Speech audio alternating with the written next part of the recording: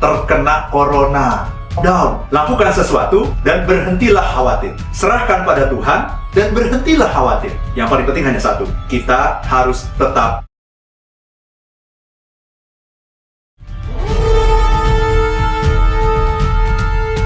Sahabat Happiness, gimana perasaan kamu menghadapi hari-hari ini?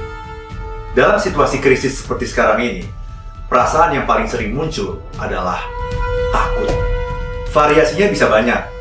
Mulai dari merasa cemas, khawatir, insecure, sampai panik. Itu semuanya ada dalam keluarga fear. Nah, panik itu sudah puncak dari rasa takut. Dan ketika panik, pikiran kita sudah tidak dapat berfungsi dengan normal. Yang bekerja hanyalah otak reptil, bukan otak manusia. Maksud saya, bukan neokortex.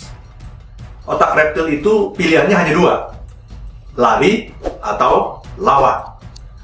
Ini tentu saja bukan sebuah jawaban, bukan sebuah solusi. Rasa takut itu harus didekati, harus dimengerti. Karena rasa takut sesungguhnya adalah anugerah, rahmat, dan berkah yang diturunkan Tuhan kepada kita. Mungkin kamu berpikir, masa begitu ya?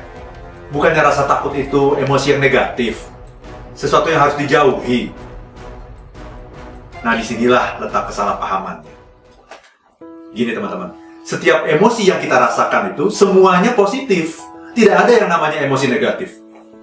Karena setiap emosi sesungguhnya membawa pesan dan informasi yang berbeda-beda. Jadi tugas kita adalah menangkap pesan itu. Apa message-nya? Mari kita ambil contoh. Misalnya emosi sedih. Ini emosi positif. Apa yang ingin disampaikan oleh sedih? Sedih itu menyampaikan pesan, apa yang harus saya lepaskan. Jadi kata kunci dari sedih itu adalah release, melepaskan. Marah beda lagi. Marah itu menyampaikan pesan, apa yang harus saya lindungi. Jadi kata kunci marah itu adalah protection, melindungi. Nah, takut beda lagi. Ini yang sedang kita diskusikan. Takut itu menyampaikan pesan, apa yang harus saya lakukan. Jadi kata kunci takut atau fear itu adalah action. Nah, kalau kamu memahami pesan dan informasi yang dibawa oleh setiap perasaan atau emosi, kamu akan mendapatkan pencerahan yang luar biasa. Hidup kamu juga akan berubah karenanya. Jadi setiap kamu merasa takut, otak kamu akan selalu terhubung dengan kata kunci, yaitu action, tindakan, langkah nyata. Jadi, itu yang pertama teman-teman. Fear itu perintah untuk action. Pertanyaan berikutnya, action apa yang akan kita lakukan? Begini teman-teman. Dalam hidup, kita punya dua lingkaran. Lingkaran yang pertama itu disebut can do. Nah, can do ini adalah apapun yang dapat kita lakukan. Semakin banyak yang dapat kita lakukan, maka lingkaran can do kita akan membesar. Ketakutan akan semakin mengecil.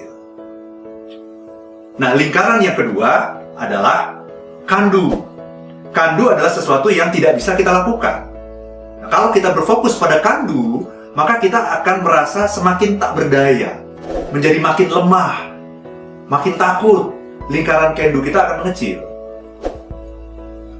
Prakteknya begini teman-teman. Coba kamu ambil kertas. Bagi kertas menjadi dua bagian. Sebelah kiri adalah kolom can do. Tuliskan apa yang bisa kamu lakukan dalam menghadapi corona ini. Buat list sebanyak-banyaknya. Sebelah kanan adalah kolom can do. Tuliskan apa yang tidak bisa kamu lakukan. Oke? Di kolom can do, misalnya kamu bisa menulis. Apa yang bisa saya lakukan? Sering-sering mencuci tangan, physical distancing, ya, menjaga jarak, menjaga kebersihan dan kesehatan, olahraga, berdoa. Sementara di kolom can do, kamu bisa menulis, terkena corona. Ini sesuatu yang tidak bisa kamu hindari. Atau, kebijakan untuk lockdown. Nah, ini juga urusan pemerintah, bukan urusan kita. Jadi tidak ada gunanya kita meributkan hal ini dengan teman-teman di grup. Jadi, untuk apapun yang ada di kolom can do, tugas kita adalah lakukan sesuatu dan berhentilah khawatir. Untuk apapun yang ada di kolom can do, tugas kita adalah serahkan pada Tuhan dan berhentilah khawatir. Sekali lagi teman-teman, ingatlah dua rumus ini, ya. Lakukan sesuatu dan berhentilah khawatir. Serahkan pada Tuhan dan berhentilah khawatir.